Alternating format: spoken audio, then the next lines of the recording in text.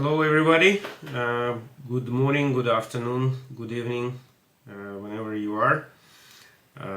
Today we're gonna explore the good, the bad, the ugly of realities of real-world assets and the warriors who are bringing them on chain. We have one warrior today as a guest. And we will explore the topic of private credit, real-world assets on chain, together with Wilguish Ng, head of ecosystem at Pharos Network, which is a super cool emerging EVM-compatible chain with ambitious vision for the future of private credit and real-world assets. Welcome, Wilguish. Hi, thanks Renat, and nice to see you all. Thanks for joining the interview section, the chatting section. Yeah, happy to be here. Thank you. We will start with introductions, then we will move on to the Pharos Network vision for the network, and then proceed with trends in private credit, and then we'll have a Q&A session going a bit wide on the topic, and in some topics I'm sure we will do a deep dive, and that would be the plan for this space or podcast, if you will. And let's start first with intros. Wilguish, how did you get into crypto, and what do you do currently at the Pharos Network? And we can start maybe with that. Thanks. First of all, thanks Protofire teams and Renat for organizing this amazing section to share about me and Pharos and what we're going to do in the crypto space. And yeah, and also happy to say that we are already collaborating with Protofire and have you guys building with Pharos together. I think we see a bright future. And I will start with how I get into Web3 as a full-time position. All started back in 2021. Right? I was like so-called degen. I go to multiple ecosystem back then, and I was one of the earliest I would say user in Solana ecosystem, and I just happened to bump into someone that I knew from Solana ecosystem, and they introduced me to join Wormhole, which is one of the leading interops protocol back then. We was the first one to build the bridge in between Ethereum and Solana, so I just joined and start working my career out in crypto until early this year, and I have left Wormhole and joined Pharos to build the ecosystem from scratch. So I would say that my current role at Pharos Network is focusing on driving the ecosystem growth globally, and specifically we are focusing in APAC region. So my role is to build the relationship with the RWA asset issuer, the DeFi protocol, payment network, and also venturing into the institutional relationship to bring in the sticky capital and the good asset, real asset onto Pharos. So a little brief about Pharos. So we position ourselves as an inclusive financial layer one. It's fully EVM compatible, and our vision is actually bring the value from institution grade asset from off-chain to on-chain. In terms of the technical spec, right now we are expecting to deliver at least 30,000 TPS and sub-second finality on our mainnet. It's a independent L1, and we want to bring in the financial ready architecture trusted by the institution in the TradeFi region. So we are backed by Hack VC, Fraction VC, and we also raised a valuation round for notable institution like Ant Financial Group. And right now on testnet, we have already reached about close to 170 million total wallet. And yeah, we are targeting to launch our mainnet probably in early next year. Very good. Very good. And why Pharos for you? Like starting or spending some time on Solana in the early days. I'm sure you've seen great like experiments and the high performance for you. I think it was like day and night versus Ethereum. I remember like you probably were using like Radium a lot, right? Projects. Remember that?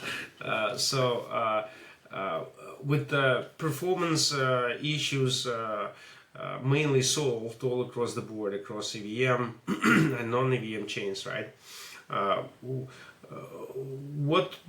What attracted you in the Pharos network as a project with so many choices for anyone who been in the space, for new individuals, right, who entering the space? It's why Pharos? Yeah, my experience at Wormhole enabled me to see more than the Solana. I was pretty early with Sui ecosystem. I met each of their project founders back in the days, very early days, Aptos based, Say as well. And I also did a lot of research on the market, in the L1 market, L1, L2 market. I was pretty early to discover Mega ETH, even when they don't have any Twitter. We connected with Monet in very early days, so 2 years ago. So I have like know much about all how they work, and also working together about how they launch the whole ecosystem. I think that's given me a strong sense of what is the successful way or the potential failure way to bootstrap an ecosystem from scratch. And I also experienced like how a high performance change provide so-called excellent UX, just one click and then you can make everything happen. So that leads me into reason to choose Pharos. First, I think the bottleneck of L2, where they are actually constrained by the finality of Ethereum, are not really existing in an independent L1 as Pharos, because we built everything from scratch. And second, in terms of high performance, I would say that the whole vision of Pharos is to build a very reliable, secure, and performing chain using the most ubiquitous EVM stack in the market, which means you have the best from both worlds, right? First, you have performance where you can provide a very great developer experience as well as the user experience to the community. At the same time, because we are still like fully EVM compatible, so it's a lot of it will be create less friction from this transitioning from the other chain to Pharos, which means you can use your existing contract if you're already building on other EVM chain like Ethereum, BNB. So less friction, less learning. I would say less shallow learning curve at this thing, and we can capture the market with the fastest speed as we could. A couple of things that would make Pharos stand up in this highly competitive market. In terms of technicals wise, I would say first, we are implementing the dual VM architect, where we could support both the Solidity ops code and also the Rust code on our share state and execution environment. So I would say that this is one of the strength that we could have. And the second is actually the performance-wise, 30K TPS using the deterministic transaction ordering. And we are targeting to create sub-second finality, which means less than 1 second finality. In our testnet, we are even achieve around 200 ms, 200 milliseconds in terms of performance.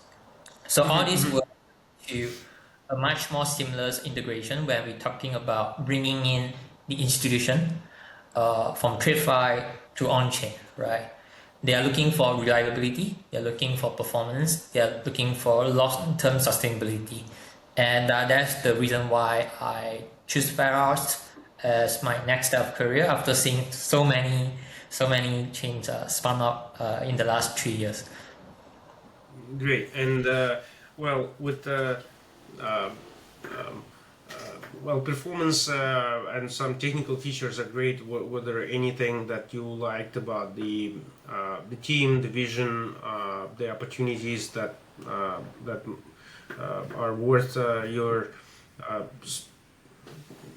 spending like a few years of your career, right? At least on building a new network, right? Were there any other reason other than the tech? Yeah, I think the most important part would be the go-to-market strategy. We have entered an era of the so-called layer one is like oversupply. We have to admit it, it's a saturated market. We have a stiff competition. Especially, I think this year we start seeing a lot of fintech company like Stripe, right? They come in with a paradigm to build Tempo. Also heard that Google Cloud gonna build their own L1. I think it just showed that we have probably more than enough L1 building in the market where almost everyone is like have the same DeFi primitive, right? You name it, like first you have the DEX, lending, then perps, launchpad, etc. Like everyone's doing the same, have the same recipe book. But for Pharos, I think the most interesting part is the go-to-market strategy, right? We can actually emulate the ecosystem building that we have seen from like incumbent, right? Like Ethereum are doing a great job, Solana are doing a great job. We can do all of this, but what makes us unique is actually the positioning of venturing into the traditional financial market and bringing in the institution grade assets, so-called RWA, focusing on private credit, private equity, and some other, I would say like common standardized financial instrument like MMF, etc., as well as how to educate and onboard them this sticky capital from institutional market on chain. I think these we are working closely, collaborating with NBT. They are one of the largest fintech company in the Asia market, and yeah, so this go-to-market strategy is really attracting me to go full force into Pharos to drive the whole ecosystem. I think this go-to-market strategy just show that first we have a unique proposition in the Asia market due to this close strategic relationship with the institution in the region. We also got backed by the Sumitomo group from Japan. So not just one, but a bunch of notable institutions backing us. I think that's also provide us a much bigger opportunity to capture the market share. So and then the whole pipeline of ecosystem is actually building surrounding this whole vision, right? The go-to-market strategy. Asia, APAC first, and then RWA institution first, and the rest is actually how to create a flow of liquidity, right? To merge these so-called Web3 and TradeFi. So we have a lot of notable partners going to onboard, like Morpho, Chainlink. I would say that we will stand a chance to strive in this, very competitive environment due to this go-to-market strategy. It's like commercial aspect of it, right? So it's not just about like, hey, I have like how many TPS, I have this. That's definitely important, I would say. But on top of that, we're gonna adding value by being more proactive, right? Rather than laissez-faire, right? We're gonna be more proactive in approaching this institution, and we learn that they might not really like know what we are doing, right? They might still think that crypto might be so-called a gambling arena or meme coin arena. No, we just want to prove to them that the underlying infrastructure and the activity in the interaction happening on chain is beyond what you have seen in the news, right? The news talk about the most craziest thing, but under the hood, right? We are building the next generation of financial real, right? You see, like even like Swift, right? They start embracing this blockchain technology. for the cross-border transaction. We believe that this is the future of finance. And whatever that is how to educate the market, right? It's not just a common user market, but also we're talking to B2B education, market education, penetration, talking to the institution, a huge corporate, right? Normally the lead time takes months and months to close the deal. Well, with capital markets becoming accessible on chain, right? And that's what you're focused as far as asset classes, right? They're present in existing capital markets, which are very often isolated. It's very hard for most people in the world, right, to access the assets that someone in another country has. Like geographical boundaries are very strong. This is one of the structural problems in TradFi, among maybe four, five others, right? With that coming on chain, right, and with education, with any three-sided market, right, you have supply side, you have demand side, right, with a lot of assets, RWA becoming available on chain, right. the one of the challenges that I've seen, I could describe it as the following, right? If we look into the audience and the users in Web3, right? The vast majority of them, when you give them a choice, an asset such as an RWA asset, right? Vast majority of them would say, no, I don't want it. If you ask them why, right, they may say something like, well, I never seen anyone making 100x by buying a piece of real estate, right? So how do you address the challenge? And maybe it's not the target market at all. Maybe it's only institutions will buy and sell from each other, right? What do you think? Yeah, I think A16Z did a research in the crypto market. I think they released the report for 2024. So it showed that only less than 10% of the of the total wallet are actively trading. The rest of 90% actually they are just buying, hold, and sit there. They are non-active trader. So eventually we are kind of being fit that the crypto is always crazy. But I would say that because only active traders have much to say, much to share. So we kind of coin them as the majority, but actually they are the minority. Majority of the crypto wallet user, they don't really trade. And we see that could be an opportunity for us to introduce a new way to earn, so-called earn on-chain, right? You no longer, I would say that that's alternative would be you no longer need to just trading 100x, 1000x, and most of the time they're losing a lot of money, to be honest. Right? So we will see that even though these users, they on-chain on crypto, but they are seeking on a much more, I would say risk-averse way to earn sustainable yield. Sustainable is the key. We know that back in the day you can earn even 10,000% APY on pumping LP on the DEX AMM. Yeah, that's also yield. Or doing the arbitrage between radium and centralized perp DEX that we all seen, and I got your point. It's what you're saying. I'm buying into it. Where I would agree.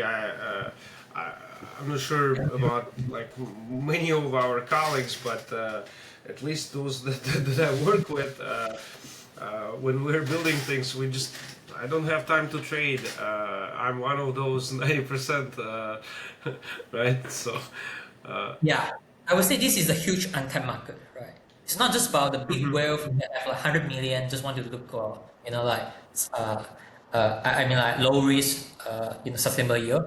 It's also appeal to a lot of users on crypto.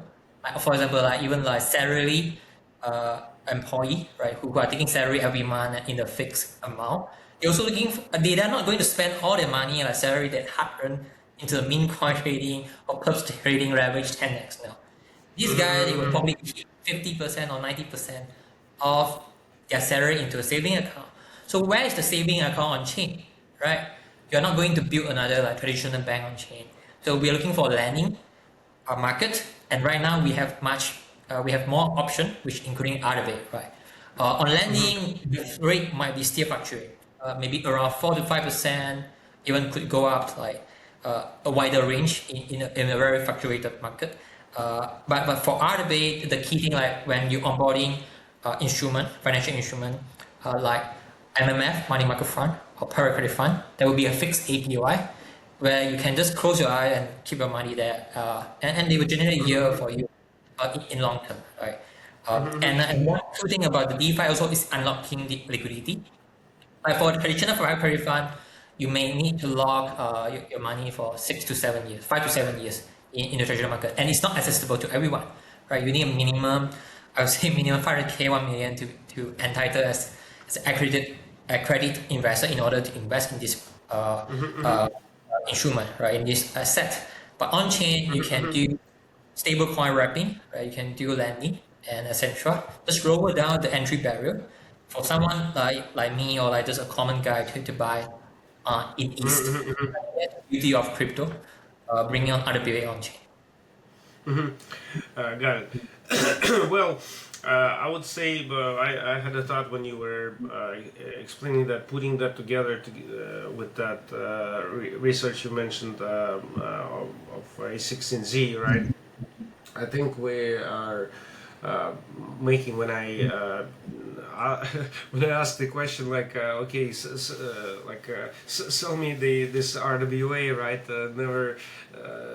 Never seen anyone making 100x, right? It's actually seems to me that making a very generalized assumption, right? That someone is either a trader and this is more of an activity kind, right?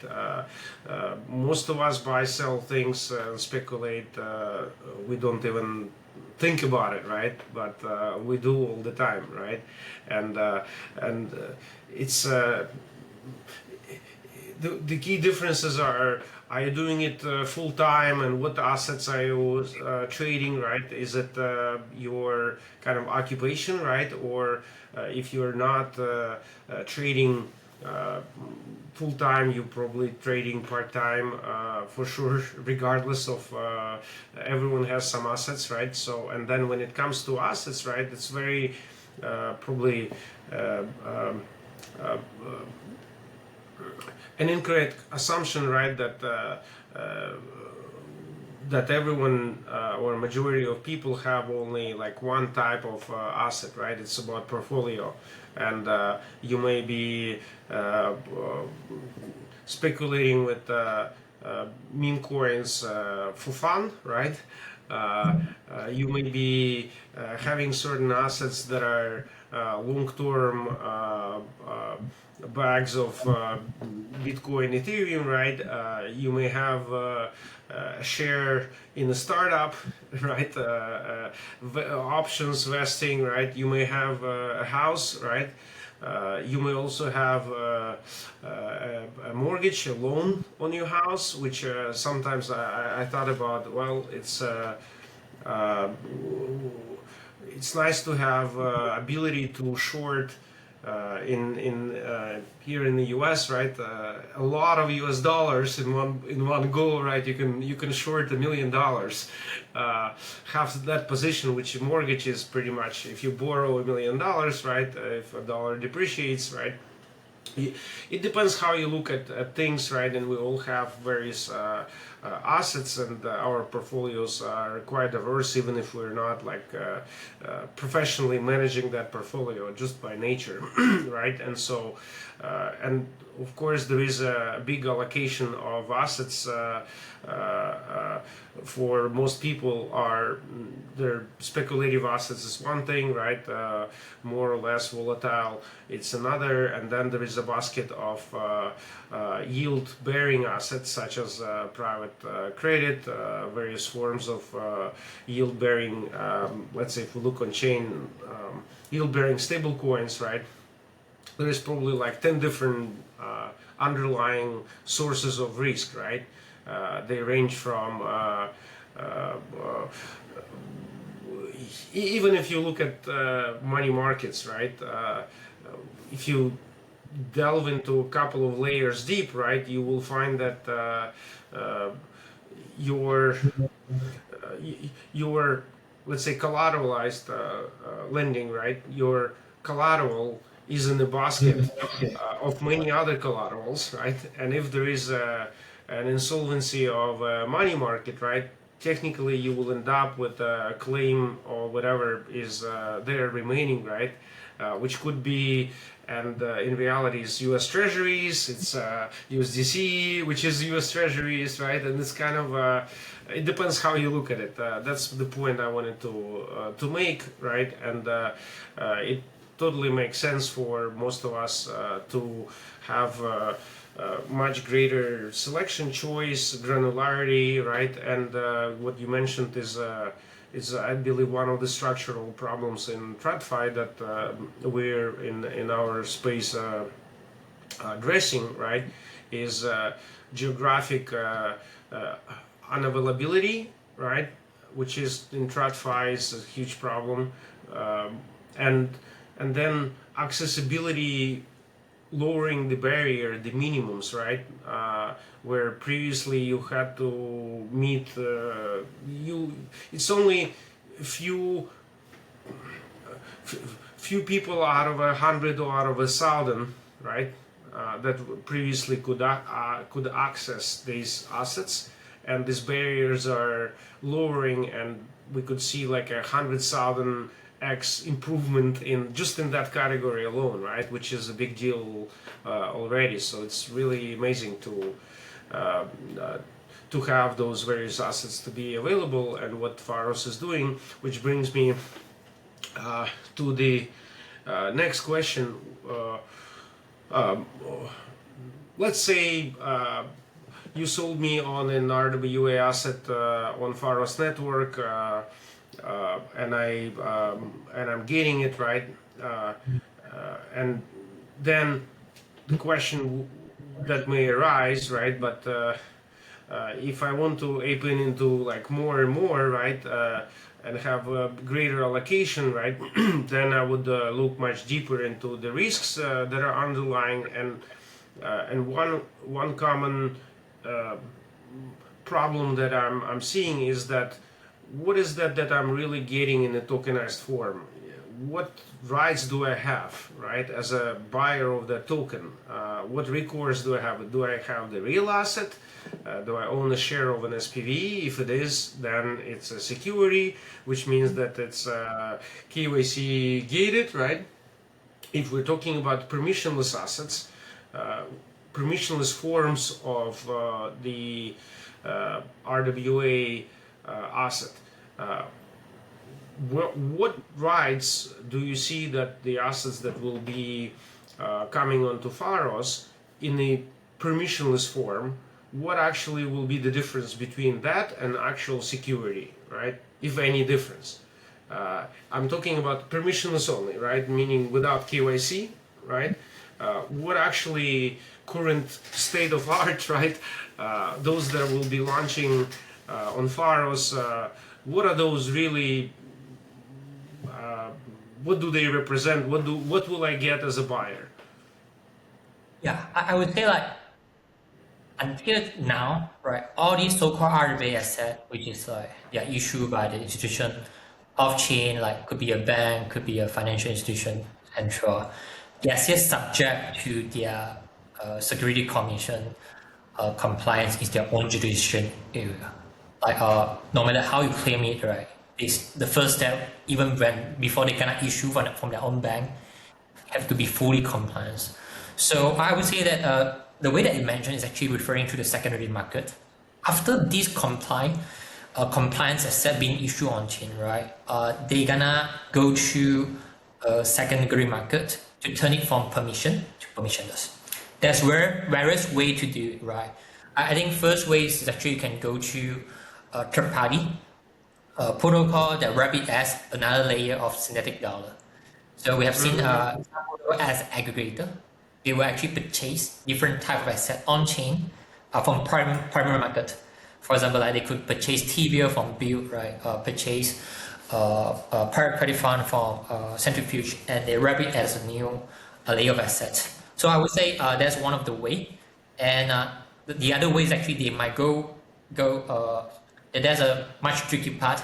They go to so I would say like legal arbitrage by register their asset on in a jurisdiction area that have less needed compliance or oversee. So they might just like create a new entity or like a trust or SPC entity in some islands or wherever you see to do it. But I would say that's also a risky way. I would say in terms of compliance, but not in terms of the product side, but on the legal and jurisdiction. Yeah. So what do you say is? Can you ask a follow up here question on the you mentioned? Did you mention Midas? No? Minus? No. Midas? No. No. Oh, okay. Sorry, I misheard. Keep going. Go ahead. Yeah. If you mention minus, MID. No. It's MIDAS. Midas. It's one of the That's issue. They are more like a vault structure service provider. They, at least from what I know, they are not really tokenizing by themselves. They are providing tokenizing services for some of the vault service. But they are not the asset owner or asset issuer themselves. So I think they play a different role. They are more in the downstream. I love what they are doing. But anyway, get back to my question, right? So when you're referring to this permissionless token tradable on chain, right? It has a wide array of asset, right? It could be an equity-based token, right? When you tokenize, let's say, the public listed stock from the US, or it could be like something like just a pure bond type asset, like could be a TVL, could be a private credit fund, right? Could be in a MMF. It's also a form of I would say loan instrument as well. I would say all of these, right? What the user really cares is actually the right to collecting the expected yield, especially for the loan product.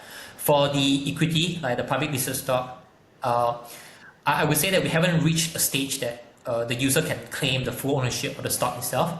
By claiming dividend or by exercising their voting right.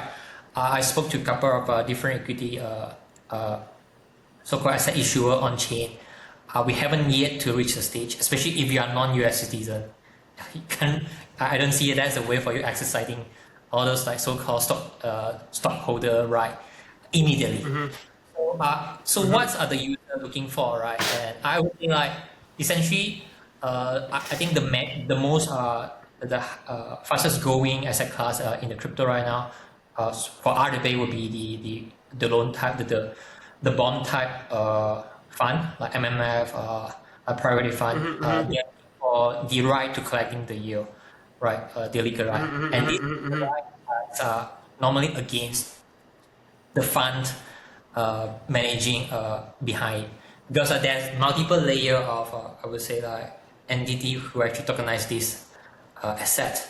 Most of the time, the user are not able to get to the original asset issuer. For example, like you are not able to get directly to the BlackRock by buying the build, right? But in the middle, you can actually go to the securitized or the underwriting agent who are actually underwriting that asset. I would say that at least in my side, the current stage of RWA will be purely on a reputation base. As someone who buying an asset on RWA, you don't really deep dive enough to do tons of diligence on like how these all like bigger structure entities are. When you see like a reputable name, right, backing it like $1 trillion AUM asset manager, then I think you have a less uh, concern about like buying the asset. Seems like all these are proven, right? They have this record. We haven't go into a real data-driven uh, era where people will check the full data, attach on chain, how you actually go to the real deep root of the source. That's why we still like see only a few firm managed to scale it up at a big way, right? We have seen like a non-standard way of tokenizing RWA. Like we have seen people try to tokenize GPU, computer computation power, tokenize business license in a remote country. That's not really is a proven. It could be a, I would say that it could be a legit business, but it's not, still haven't been proven as a scalable business. Like you can reach 100 million, 1 billion at scale. Yeah, I think it's yeah, there stage. So it's really depending on who really back the institution open up rather than just pure data driven, like where calculating the yield based on all the attested data to your oracle. I think that's still not possible at the moment. understood. I agree. So to summarize, in or rephrase it, that we're witnessing like counterparty risk from the asset issuers or the managers, servicers, right? And those with track record, with maybe existing prior to Web3 reputation and years of operation, right, will have a competitive advantage because that's reduces the counterparty risk, right, versus a brand new player, right, that hasn't been tested over 20 years, right, whether there may be a fraud, right, or a rogue employee, the processes are not mature, right, and so would it be a correct summary that by buying on a secondary market, right, you still picking up on those risks, right, which are everything in between actual legal right in that country with the court enforcement, where you have protection as the true owner that has property rights. When you buy it on the secondary market, right, you are effectively like a few levels downstream, right, where everyone who is involved and everything that is being involved to small or greater degree, you're picking up on those risks, including counterparty risk of the issuers, right, including the managers there, those who supply the NAV, for example, right? That's another topic I wanted to cover, right? The risks, which is kind of you can say, an Oracle problem applied to RWAs, right? When it comes to DeFi and usage of these assets, especially in a leveraged situation, right? But we are talking about a number of risks, also including like some technical risks, right? Like smart contract risk and so on, which are actually, I'm let's say as a buyer of that RWA, right, will be picking up when I'm buying that token on the secondary market. Is it correct?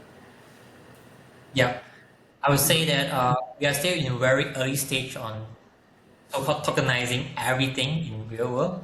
We are moving toward it. I would say that the end state should be like that. There's a lot of challenges need to be overcome, but we still remain optimistic on like what would happen in the next 3 to 5 years. I would say it's a long-term game, right? I know there will be that there was a lot of hype surrounding RWA in early this year, but we see like more like a long-term game, right? Yeah, yeah. Because like it's always a hard thing to do when you want to bridge so-called two different worlds, crypto and the traditional finance world, into Yeah, one. yeah. I agree. I agree. My personal, like, you just reminded me, like, when you spoke about years, right? When I few years in crypto, I was so excited about the opportunity of contributing to the early days of multi-collateral DAI with new collaterals, and some of this collateral. So I had an opportunity to to be that interim risk team with collateral that had to calculate stability fee, loan to value, like, and what I was getting is like invoices, okay, and there was nothing out there to compare with. And how do you price the risk, how do you set interest rate, and what was interesting is that this work that was done by those who were at MakerDAO, at Centrifuge guys, participated in many of this, if not the most of this, or I would say in some of these are assets, and some JV partners. These were the days where there was so much ambiguity and unknown about how do you actually represent them on chain, how do you custody the assets that a special purpose vehicle is acquiring, right? And but we were so excited with that. Okay, it will just go mainstream, will get adopted very quickly, right? But we were too naive, despite the fact that they all went pretty well. Now that this is called RWAs, right? These pilots were some were successful, some were not. Ultimately, U.S. Treasuries became like a big part of collateral. This is also was roughly before it was like RWA became like a big narrative, right? In fact, at the time, it was we in the Ethereum community were, I would say, majority of people who were not like working on getting that listed as collateral. They were anti such assets because of they could be shut down, censorship, right? And effectively, it was these early days. And now, what, 5-6 years later, right? You're saying 3-5 years, and so I'm thinking like, how many decades will it take to really get the adoption? So just putting it into perspective, right? I think you're absolutely right. It will take. We're at the very beginning. We were 5 years, 6 years ago. We still are, but now I think. Would you agree that as of now we're beyond the point of no return, meaning it will happen regardless of this already like a big train has left the station. Would you agree? Yeah, I believe there's already a lot of progress being made by pioneer like you guys. I would say that the ideal stage, like which is a new paradigm of RWA, like what I foresee in the future, like for 3 to 5 years, it's not just like creating like SPC then a custodian, right? Then leaning on the NAV, feeding on chain to cover everything. Just imagine, right? In a traditional public listed the stock market, you report your financial status every 3 months. But on blockchain, you can do it even at a minute or up to second. Right? Every second, you make a new report by connecting all the dots, all the data point on chain. I think that's definitely like something possible, but it will be creating a new paradigm. We don't really expect every single company in the world or the corporate in the world can be digitalized fully on chain, right? But certain type of company or like even crypto company itself can create a new paradigm, a new market by trading the token based on their actual value, rather than right now it's more like just on the paper value. So and the same time it also could apply to those different type of loan, right? We talk about like those standardized financial instrument like MMF, like private credit. You still like, but you can think about like corporate loan, right? Corporate loan, SME loans, or cross-border invoicing loan, where you have like some retail, they just need like 3 days liquidity. I think this could be easily digitalized comparing to the current thing that we have seen as a collector at scale. I would say this new paradigm that I foresee would definitely take some time, but it's totally I would say applicable, workable on chain. Okay, and so let's just touch base into a few like practical challenges. For example, for uh, leveraged private credit, right? Uh, a key prerequisite, right, uh, is a price oracle, right? And if you look at the two forms of leverage that are like very common, right? One form would be minting a stable coin like the USDS CDP style architecture, right? Another architecture is money market like Aave Morpho type of architectures, right? In both of these examples, there are a couple of challenges. One is which is simple to understand, right? But the price of the asset, right? Uh, these assets, unlike those that were representing the majority, let's say during like Maker, this I guess. Uh, Multi-collateral DAI era, right? When it was launched, right? Uh, uh, these assets were segregated into like a junior, senior. Senior would be used as collateral, right? But even if they're in the, let's say, tokenized form, right? You need to have a price oracle in order to potentially trigger liquidation, right? And if you use an architecture like Aave, where what you borrow not necessarily a dollar denominated, if you borrow ETH and ETH goes up in price, you may get liquidated, right? So when it comes to oracles and when it comes to real world assets, uh, common term being used, net asset value, right? Would there be any interesting, or have you seen any innovations in the space? And if anything on when it comes to Pharos Network, would there be anything better on Pharos when it comes to NAV quality and security of NAV reporting? What are your thoughts about that?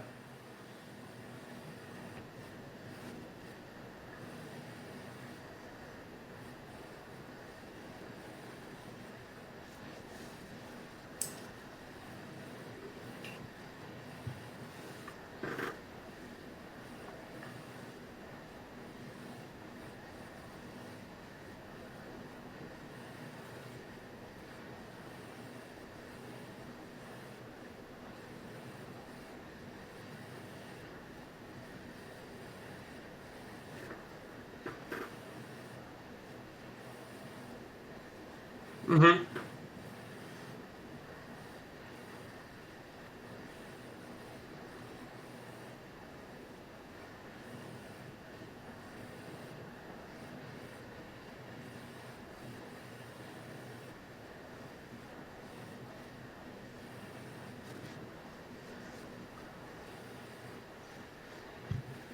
Mm-hmm. Mm-hmm. Mm-hmm.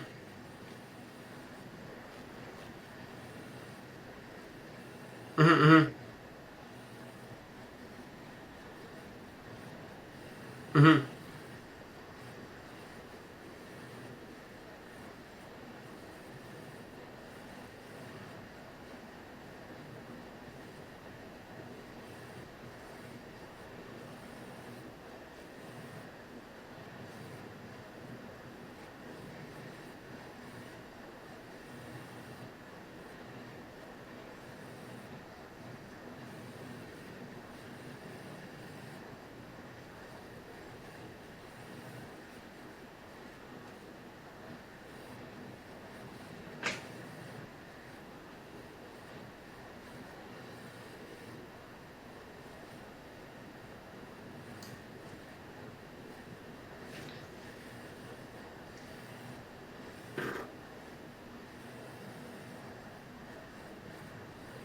Mm-hmm. Mm-hmm.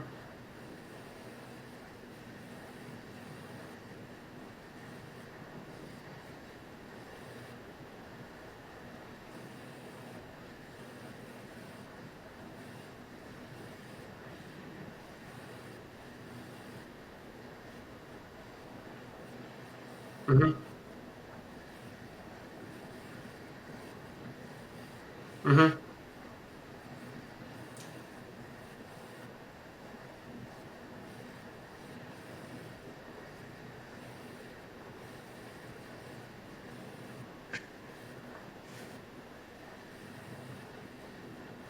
Mm-hmm.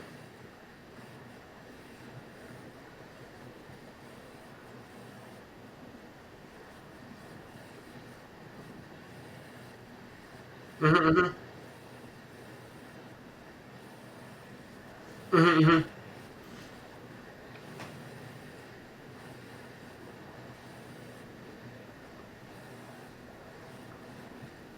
Mm-hmm.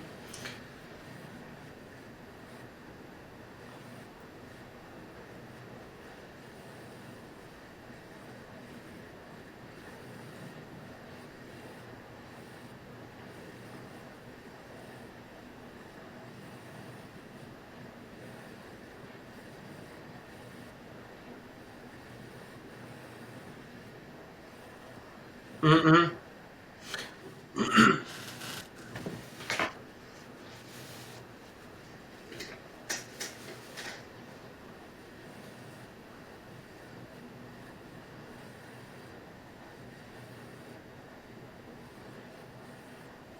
Yeah, of course. And what are the let's focus a little bit on the secondary markets for RWAs on chain, right? How do you see the evolution of that, or the stages? Like first it will be this stage, second it will be that stage. Or how do you see them being developed to solve the problem of on-chain redemptions, on-chain liquidity, right? When the underlying asset is a much longer maturity, right? Uh, uh, what are the possible solutions, right? And what would be the how do you see the evolution of secondary markets for real world assets on chain in like couple, two, three phases?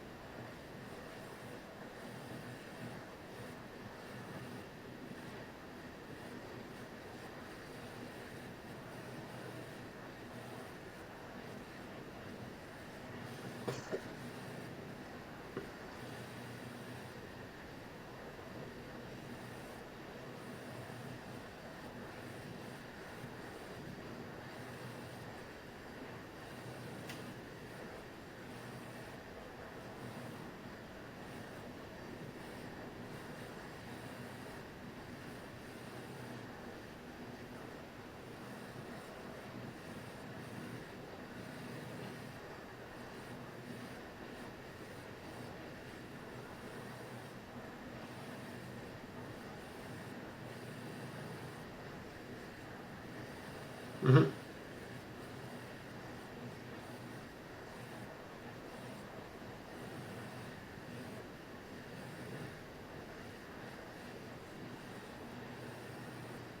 Mm-hmm.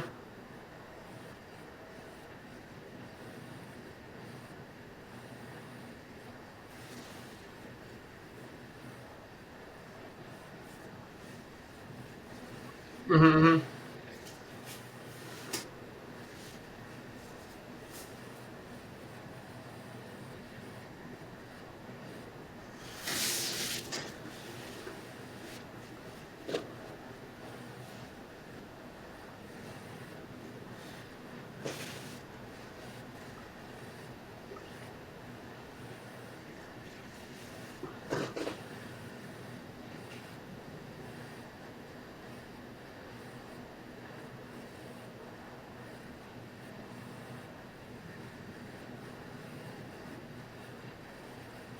Mm-hmm.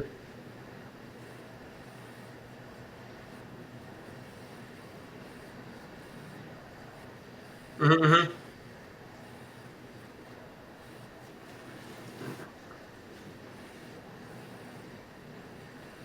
Yeah, yeah, yeah, yeah. So yeah, I was kind of waiting for the with how I see it, right? Is that now I'll just also for the audience to put it into perspective. What I learned at Maker in the early days, actually from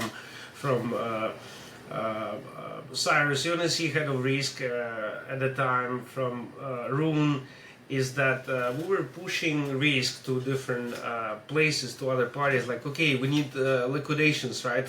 Where do we push? What if an asset would not be liquidated, right? Let's figure out, okay, where do we? And I'm describing like how the single collateral die like logically like worked, right? The early the auctions before the liquidation of assets, right? And the risk was pushed onto, okay, let's and there was no name at the time, and I think it was either Ryan Zurer, who now I think he started Dialectic Capital, but he co-founded, if I'm not mistaken, he co-founded Polychain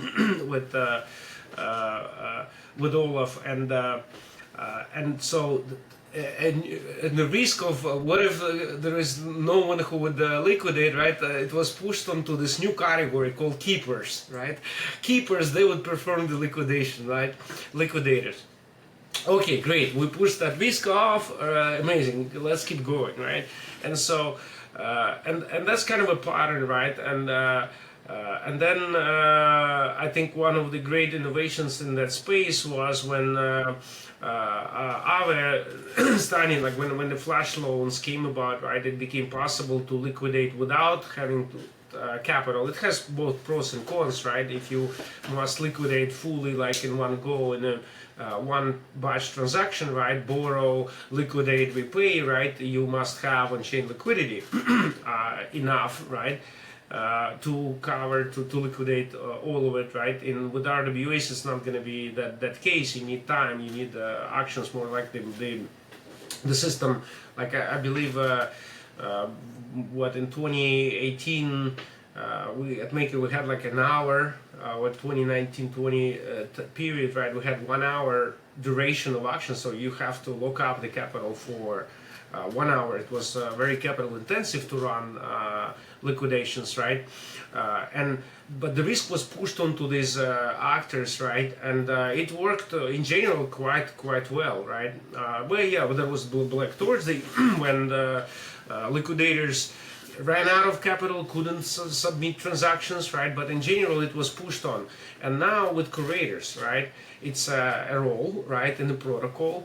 And now we're pushing that risk. And I was kind of waiting for the first like a blow up, right, on the curator side because it's a counterparty risk, right? And they still, despite being very mitigated and very carefully like isolated, there are still some risks and still some decisions. I would say in the Morpho architecture, the risk is not entirely pushed onto creators, but I would say it's a general pattern, design pattern in the space that we've seen over the years emerging, right, is that I would say more and more such roles would be introduced, and overall what it means, and I wanted to ask you whether you think it's going that way, is that we will end up with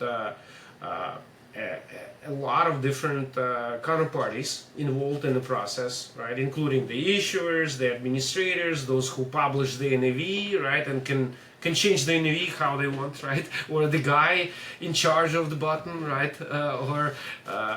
And then the curators who are curating the walls, the assets for the buyers, right?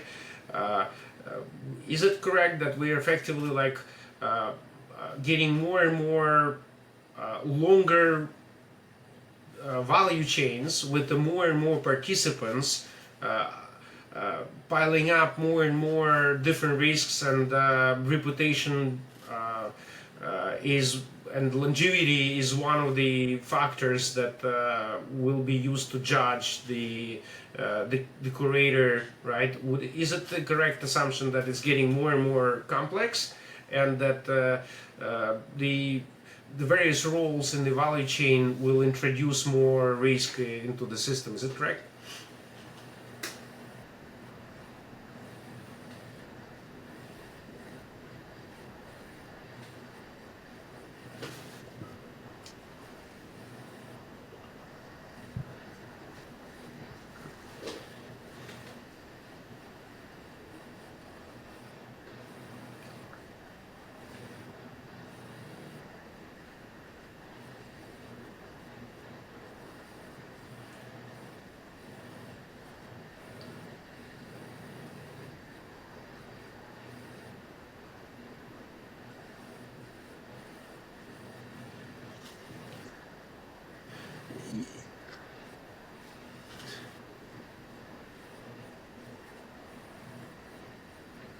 Yeah, yeah.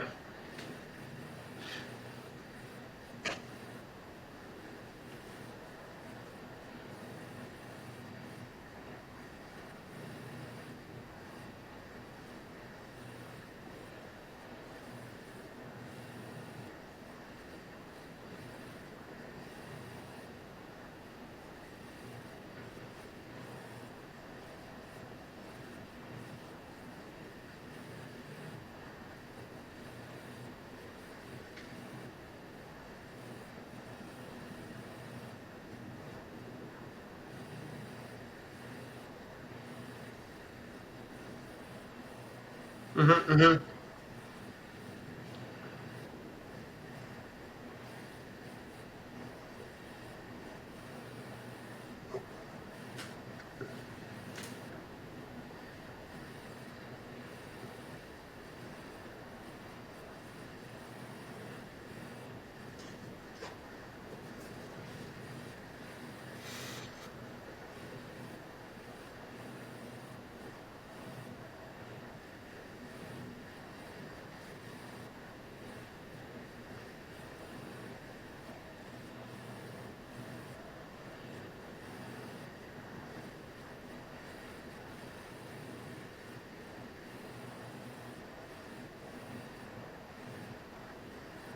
Mm-hmm. Mm-hmm.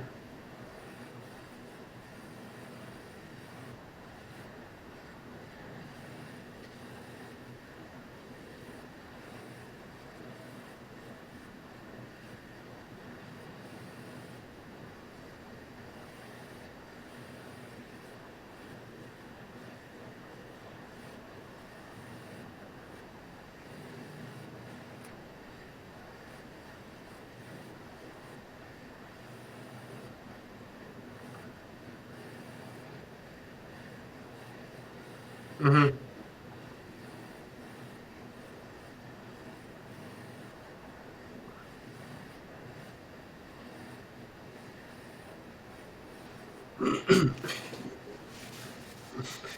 Yeah, yeah, yeah, yeah. I completely feel you. Single data source, right? So, for example, this is a big issue. I guess if we have leveraged with on-chain liquidity permissionless leverage using RWAs, then single source net asset value reporting is an issue.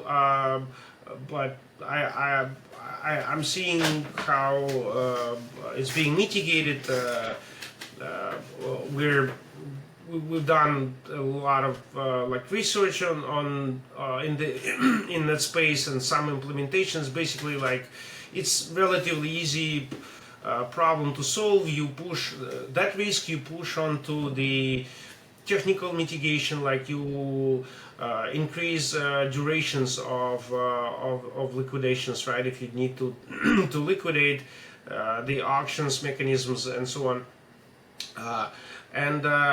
Circuit breakers, right? I mean, the most aggressive is just to peg it to a dollar, right? It's but look, it's I would admit at the time of when peg stability module at Maker was running, I think the price was of USDC was hard pegged to one DAI, right? And so it's a choice, right? It's a design choice that you make, and sometimes it's a correct choice. Sometimes it comes back and backfires you, right? But in the, I mean, there are these are, I would say, easy problems to solve, right? I don't see that big problem in a single source NAV. If you can change the parameters of the protocol, which is using that asset, right, as collateral, if you can have influence on the next version, right, if you configure it and use it in certain ways. So as designers of those systems that were implemented, I would say it's easily mitigatable to a great degree, right? Not completely, but to a great degree, it's a solved problem. But having over time, I think there will be demand for second source, right? Because of time.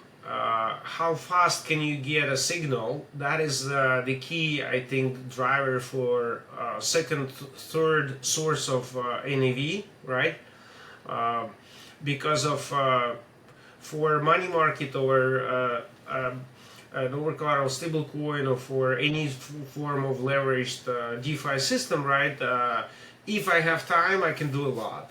To kick the to push the exposure out of the system, and so to push the risk again onto someone else, right?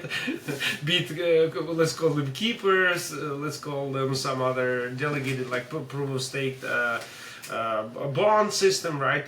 But it's I would say the counterparty risk, which is pretty much you call it business risk, right? It seems to me it will be arriving at a very big speed. Different kinds of counterparties, right? We will see more blow-ups and failures, right? But in general, I think it will be a lot of this counterparty risk surrounding us, and those partners that you have as a Pharos network, right, who come with decades of experience, those organizations, right,